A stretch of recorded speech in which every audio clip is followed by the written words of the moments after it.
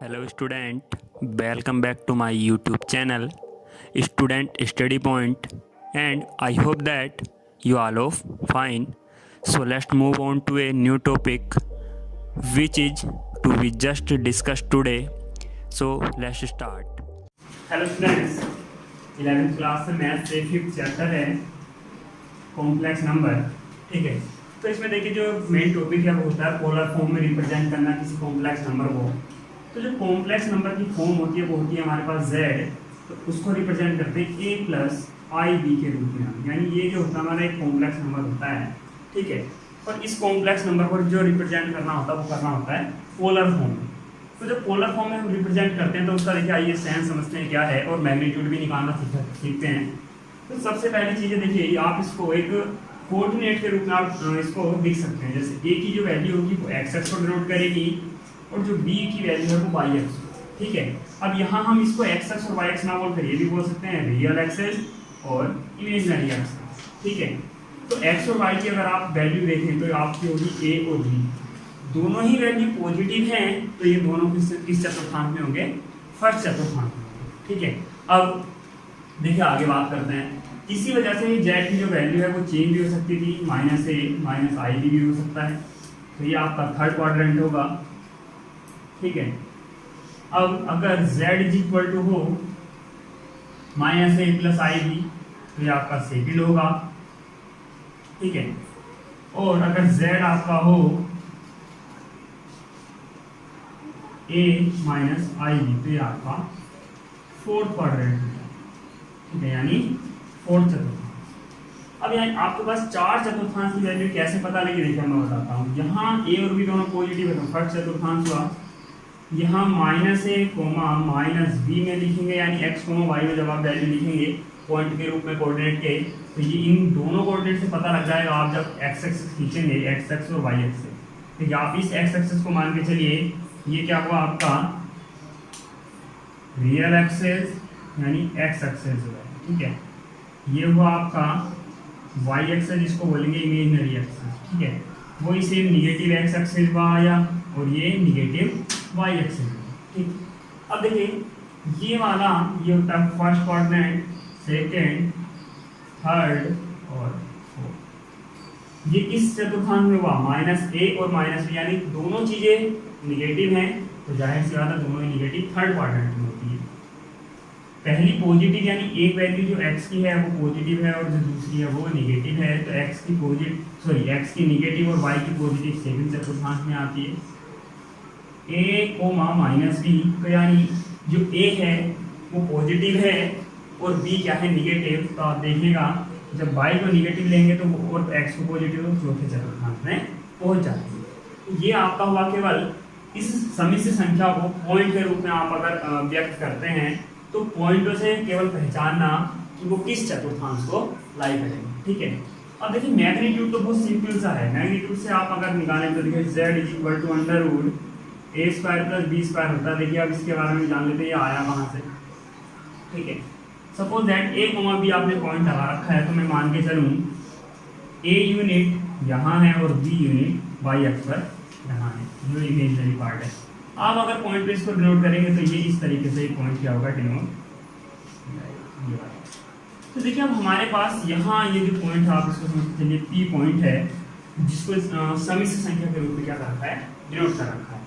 तो देखिए अब यहाँ इस पी तक जाने के लिए हमारे पास दोनों एक्सेस की अगर वैल्यू हो तो हम यहाँ तक जा सकते हैं। जैसे एक्स एक्स की वैल्यू हो और वाई एक्स की हो तो हम यहाँ पहुँच सकते हैं, वाई एक्स की और एक्स एक्स की हो तो तभी पी पर जा सकते हैं। लेकिन अब देखिए एक रास्ता और है मेरे पास यहाँ तक जाने का, हम इतने टर्न ले ही क्यों, सीधे क्यों ना चले जाएं। ठीक है, जब हम यहाँ तक सीधे जा सकते हैं तो हमने इस दूरी को रिप्रेजेंट किया r से, किससे, r से।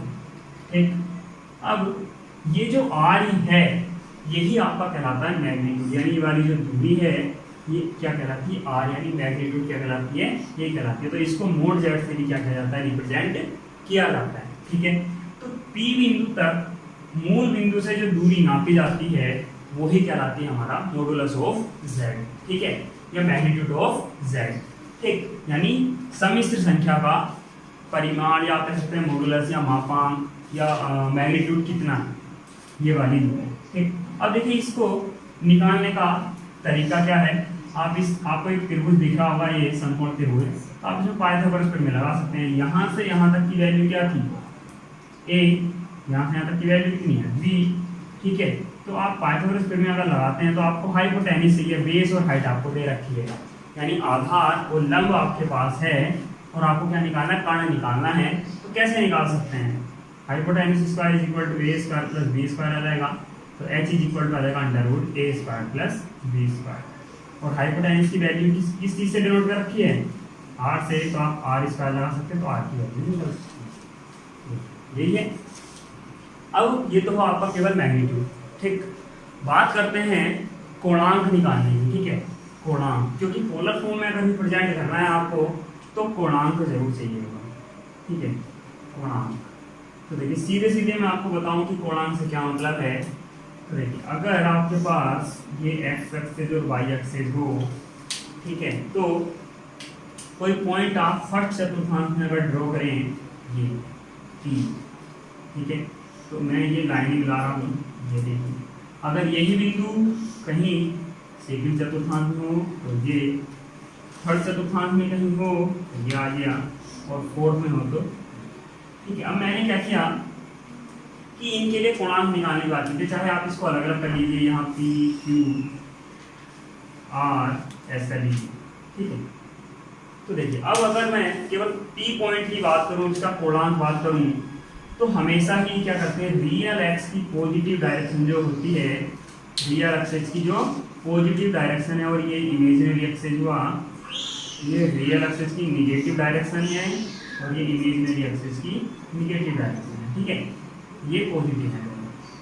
तो हमेशा ही क्या होता है, एंटी क्लॉकवाइज, क्या कहलाता है, एंटी क्लॉकवाइज कोण को नापा जाता है, यानी घड़ी की विपरीत दिशा में घड़ी घूमती है, ये क्लॉकवाइज हुआ, तो एंटी क्लॉकवाइज ये हुआ, ठीक है, एंटी क्लॉकवाइज ये हुआ। अब क्या करना है, आप यहाँ से नापते चलिए, देखिए अगर मैं पी पॉइंट के लिए बात करूँ तो कोण जो निकल जाएगा वो निकल जाएगा ये थीटा, ये जो थीटा बना, ये जो आप यहाँ से थीटा मान के चल रहे थे, ये, ठीक है, ये कहलाता है आपका कोण, ठीक। अब रियल एक्सिस से कितनी है, इसकी वैल्यू है थीटा, तो यानी ये जो हुआ आप इस पॉइंट के लिए क्या होगा, एक कोणांक होगा, ठीक। अगर बात करें हम क्यू वाले पॉइंट की, तो क्यू वाले पॉइंट का जो कोणांक हुआ वो हुआ इस रियल एक्सिस के पॉजिटिव डायरेक्शन से और इस रेखा पर जो एंगल घुमा गया वो क्या होगा, थीटा होगा, इसी को हम क्या बोलेंगे, क्यू के लिए कोणांक। दूसरा जो अब ये तीसरी लाइन है, ये जो एंगल घुमा गया ये होगा आर वाले के लिए कोणांक। और अगर बात करें एस की, तो देखिए यहाँ से अगर मैं थीटा हटा दूँ, थीटा बाद में निकलेंगे, तो ये जो एंगल घूम कर आप यहाँ तक आए हैं ये होगा आपका कोणांक, ठीक है। लेकिन अब देखिए हमारे पास जो वैल्यू होती है, ये मैंने आपको एक बता दी कोणांक होता है, लेकिन कोणांक की जो वैल्यू होती है वो केवल लाई करती है -π2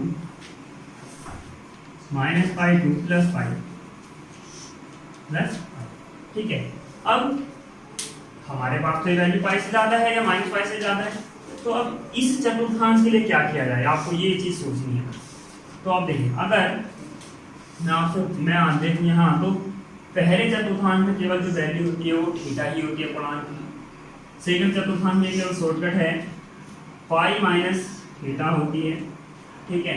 थर्ड वाले में थीटा माइनस पाई होती है, ठीक है। और या आप इसको ऐसे ना लिखकर ऐसे लिख सकते हैं माइनस पाई माइनस थीटा, इसका रीजन बताएंगे। और यहाँ इसमें हो जाती है माइनस के थीटा, यानी आपके चार चतुर्थांश और कोणांक जो आप निकाल रहे हैं तो इन चतुर्थांश इन कोणांक के अकॉर्डिंग आप क्या निकाल सकते हैं, किसी भी चतुर्थांश का कोणांक निकाल सकते हैं, ठीक है। अब देखते हैं कि ये लिया ही क्यों, ऐसा क्यों करा कि यहाँ माइनस क्यों लिया, जबकि यहाँ देखिए पाई माइनस थीटा है, तो यहाँ माइनस क्यों लिया, यहाँ माइनस क्यों लिया, उसका रीजन देखिए इस चीज से जुड़ा है, ठीक है। अब देखिए क्यों, यहाँ हम बात कर रहे हैं कि -π to पाई कोणांक का मान होता है, ठीक। तो -π to पाई कोणांक होने के लिए देखिए या तो ये है यहाँ तक है, ये पाई का एंगल है, ठीक है। तो अब क्या करना है, अगर हम देखिए एंगल को, ये वाला एंगल काफी यहाँ पाई से ज्यादा जाएगा तो पाई से ऊपर का तो लेना ही है, तो पाई से ऊपर का ना लेने के लिए हम क्या करते हैं, इसको एंटी क्लॉकवाइज ना नाप कर क्लॉकवाइज नापने लगते हैं। तो जब क्लॉकवाइज हम नापना शुरू करते हैं तो ये हमारे डायरेक्शन की अपोजिट साइड होती है। हम नाप कहाँ से रहे हैं, हम नाप रहे थे एंटी क्लॉकवाइज डायरेक्शन में, ठीक है। लेकिन नापना किस डायरेक्शन में पड़ रहा है हमें, रियल एक्सिस से, एक ये जो है एक ये इस तरह से, ठीक है। तो अब ये जो एंगल निकलेगा ये हमारे अपोजिट डायरेक्शन है, तो डायरेक्शन को अपोजिट करने के लिए केवल क्या दिया गया है, माइनस को दिया गया है। इसीलिए देखिए यहाँ भी सेकंड चतुर्थांश का पाई माइनस थीटा था, तो केवल क्या कर लिया है, उसी के आगे माइनस लगाया है, ठीक। अब देखिए आपको एक चीज ध्यान देनी है कि ये पाई माइनस थीटा क्यों लिया, तो पाई माइनस थीटा केवल इसलिए लिया है क्योंकि इतना बड़ा यहाँ से यहाँ तक का जो एंगल है इसको निकालने से अच्छा क्या किया जाता है कि इस एंगल को निकाल लिया जाता है, ये जो एंगल, और इस एंगल को किस में से घटाया जाता है, 180 में से घटा दिया जाता है। यानी ये जो एंगल आपका बना, इस एंगल को अगर आप 180 से घटा दें तो आपका ये वाला जो वैल्यू है, ये वाला जो पूर्णांक हमारा है, ये पूर्णांक आपका निकल के आ जाएगा, ठीक। अब ऐसे ही क्या करेंगे, अब इसके लिए तो हम एंटी क्लॉकवाइज घूम रहे हैं, और जब आप यहाँ से घूम रहे थे तो ये क्या हुआ, क्लॉकवाइज। तो क्लॉकवाइज क्या होता है, एंटी क्लॉक का उल्टा होता है, इसलिए क्या लगाया है, केवल साथ में माइनस लगाया। अब इसके अकॉर्डिंग अगर आप क्वेश्चन करना चाहें तो आप किसी भी चतुर्थांश के लिए वैल्यू निकाल सकते हैं। सपोज दैट कोई क्वेश्चन ले लेते हैं,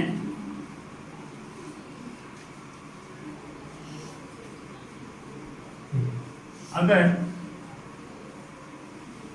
कोई क्वेश्चन मान के चलें z is equal to 1 plus i या 1 माइनस आई, मान लीजिए 1 माइनस, ठीक है। अब देखिए 1 माइनस आई की अगर हम बात करने लगे तो इसका जो मोड z आप निकालेंगे तो कितना आ जाएगा, under root 1 square plus minus 1 का होल स्क्वायर, तो याद आएगा कितना, 1 और प्लस 1 और अंडर रूट मोड z, ठीक है। अगर tan इनवर्स tan थीटा निकालें यानी कोणांक जो हम निकाल रहे थे तो उसके लिए आ जाएगा, देखिए जब हम कोणांक निकाल रहे थे तो ये अगर पॉइंट था, ये रेखा हो गई, यहाँ से एंगल हो गया थीटा, ये वाली जो यहाँ से यहाँ तक की वैल्यू थी निकल के आई a, यहाँ से यहाँ तक की वैल्यू कितनी निकल के आई थी b, तो कितना आ जाएगा, tan थीटा आप लगाएंगे तो b अपॉन, ठीक, b अपॉन a निकालेंगे तो आप कितना आएगा, माइनस के 1/1, तो tan थीटा, तो theta is equal to tan inverse minus 1, ठीक।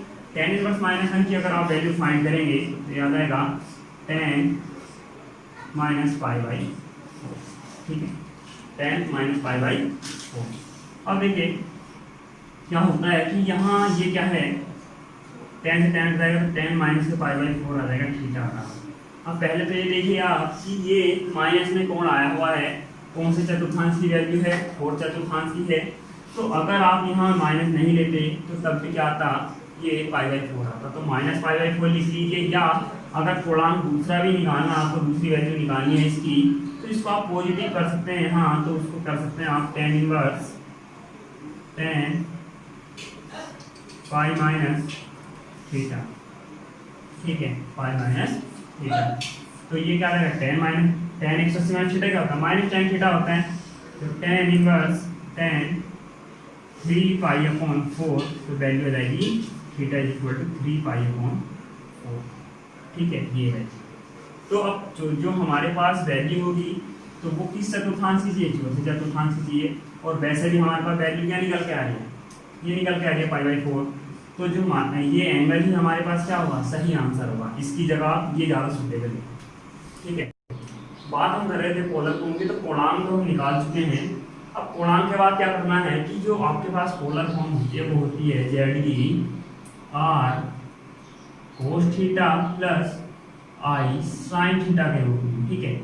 जो एक थीटा होता है, थीटा होता है आपका कोणांक, क्या होता है, कोणांक, जो हमने अभी आपको निकालना सिखाया है। आप किसी भी चतुर्थांश का हो आप इस रूप में यूज कर सकते हैं। एक बार दोबारा देखिए मैं लिख दूँ, यहाँ होता है थीटा, यहाँ होता है पाई माइनस थीटा, अगर चौथे चतुर्थांश में हो तो माइनस थीटा, और इस वाले में हो तो माइनस पाई माइनस थीटा, ठीक है।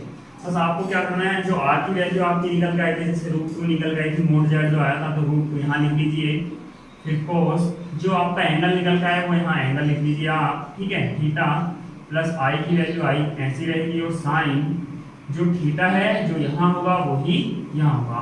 दोनों जगह जो वैल्यू हैं वो ऐसे के ऐसे रखनी है, बाकी और कुछ चेंज नहीं करना है आपका। जो यहाँ थीटा है दोनों अगर माइनस पाई बाई 4 है तो यहाँ माइनस पाई बाई 4 रखेंगे। देखिए √2, ठीक है, कॉस माइनस पाई बाई 4, ठीक है, minus pi by 4 plus I sine minus pi by 4, ठीक है। देखिए क्या होगा, कोस पे माइनस का इफेक्ट होता नहीं है तो कोस थीटा तो ऐसे रहेगा, यानी कोस पाई बाई 4 प्लस, अब क्या होता है देखिए साइन पर माइनस का इफेक्ट होता है तो यहाँ क्या रहेगा minus sine I sine pi by 4, ठीक है। ये क्या हुआ आपका एम कोण था, ठीक। अब दूसरी चीज देखिए, अगर आप निकालना चाहें दूसरे तरीके से भी तो ये कौन से चतुर्थांश का कोण था, ये था आपका फोर्थ वाले का, तो यानी 45 डिग्री का कोण बना हुआ है, ठीक है 45। तो यहाँ से यहाँ तक आप कोण नाप सकते हैं,